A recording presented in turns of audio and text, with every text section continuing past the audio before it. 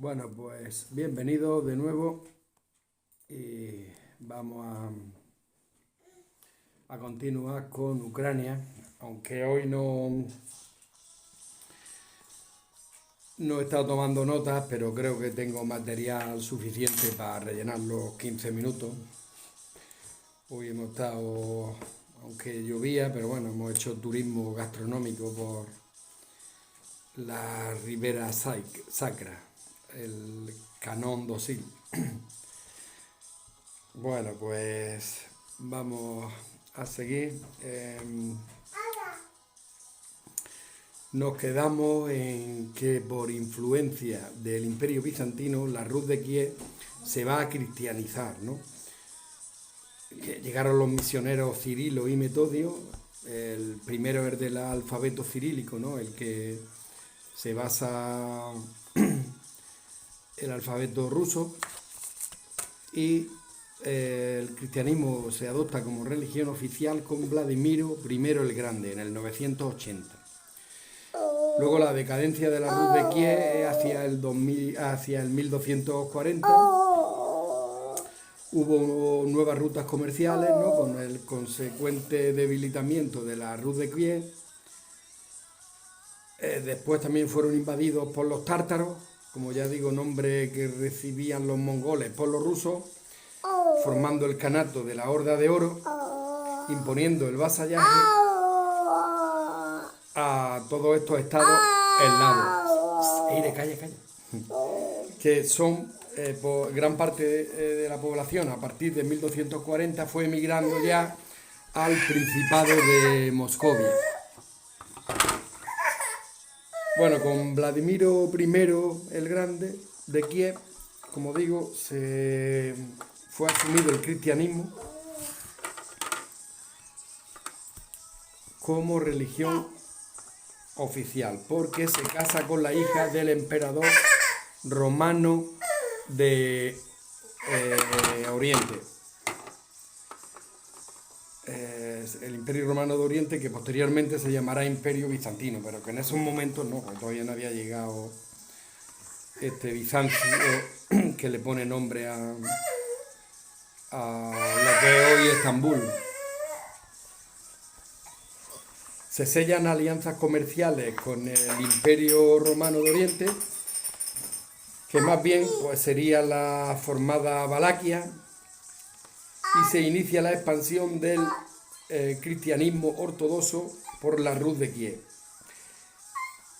En los siglos X-XI, la Rus de Kiev es el estado más extenso de Europa.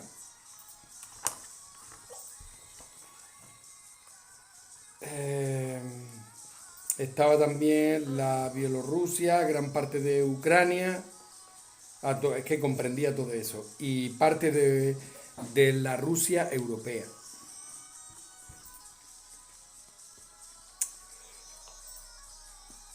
Hasta día de hoy es considerado como el germen de los tres países eslavos orientales, ¿no? Pero al llegar el siglo XII, la federación se comienza a fragmentar. Empieza a haber una serie de luchas internas y la parte norte se convierte en la República de Nóvgorod, estado que es el predecesor de Rusia, ¿no?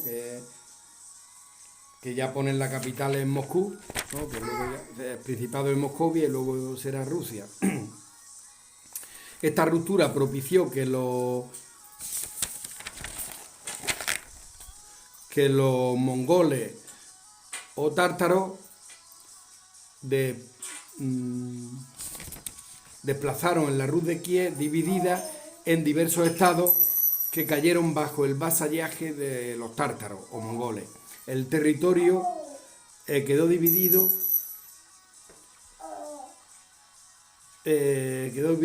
al este en el Principado semi-independiente de Galicia, que es al este, no, yo creo que es al oeste. Bueno, otro gran tramo de terreno del este fue anexado por la Horda de Oro. El Principado de Galicia se convirtió en reino de Rutenia hacia 1253. Entonces de ahí viene el término Rus, de ahí salen rutenos.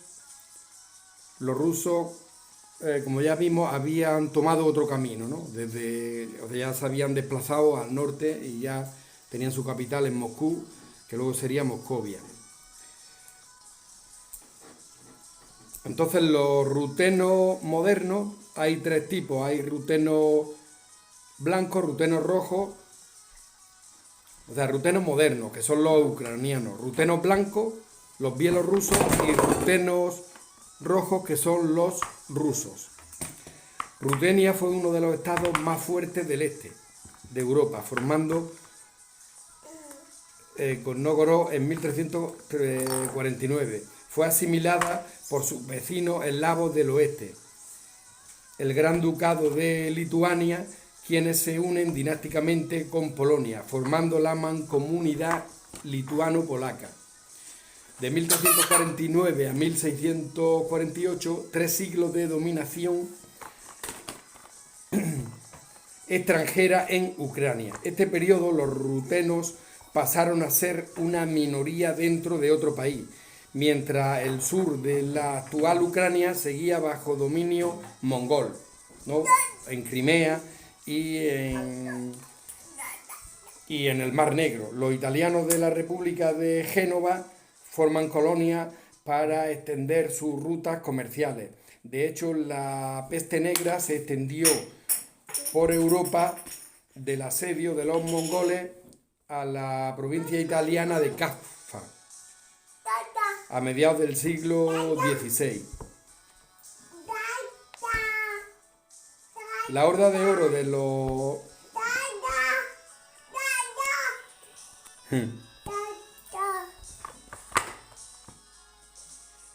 La Horda de Oro de los tártaros o mongoles se retira de la región hacia el siglo XVI.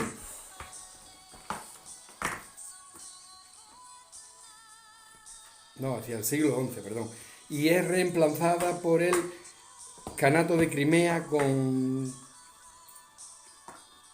tártaros que se dedicaban al secuestro de ucranianos para esclavizarlos en el Imperio Otomano, ¿no? Para vendérselos al Imperio Otomano y para que formaran parte allí de su ejército, que ya os acordáis que eran los genízaros, que estos eran como... eran esclavos, pero no tenían ni familia, o sea, los buscaban así, que fueran... que no tuvieran familia, y de esa manera pues no tenían lazos y se dedicaban, les pagaban muy bien, pero daban su vida por el emperador otomano.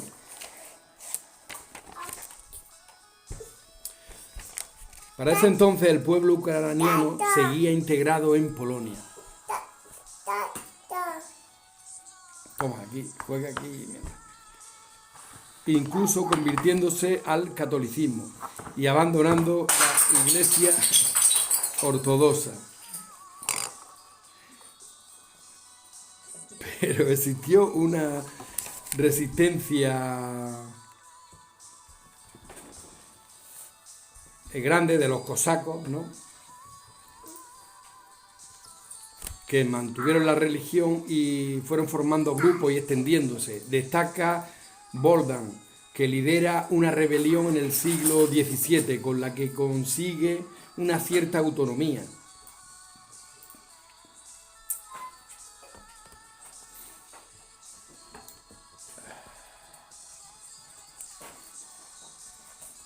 Se separa del dominio polaco-lituano, fundando así el Germanato Cosaco, que sería la base, ¿no? Sería la base para la identidad ucraniana. En 1648-1764 era solo una minoría eslava dentro de Polonia y Lituania, aunque esta victoria se había conseguido con el apoyo ruso, así que tuvo que subordinarse al zar ruso, deberle lealtad al zar ruso. A partir de aquí empieza un periodo denominado la ruina, 30 años. Guerras civiles de los cosacos apoyados por los rusos contra los polacos y los tártaros de Crimea. Concluyó con la partición de los tres estados. Una parte para Polonia, otro el germanato ucraniano, que ya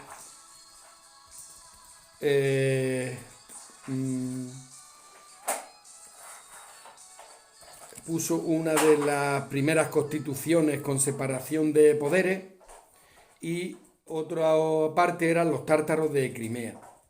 O sea que se puede decir que fue pionera en democracia. De 1648 a 1764, los cosacos del germanato tuvieron que apoyar a Rusia en cada conflicto que ésta tenía, ¿no? Como le debían vasallaje. Durante la Gran Guerra del Norte,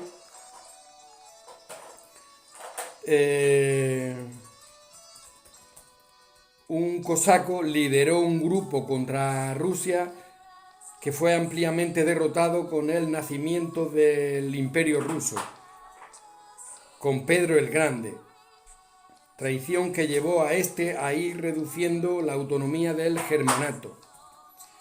Después los zares optaron por la centralización del poder, con lo que el germanato cosaco fue totalmente anexado en 1764. Después, en la guerra ruso-turca de 1768, el Kanato de Crimea paga el vasallaje a los rusos y...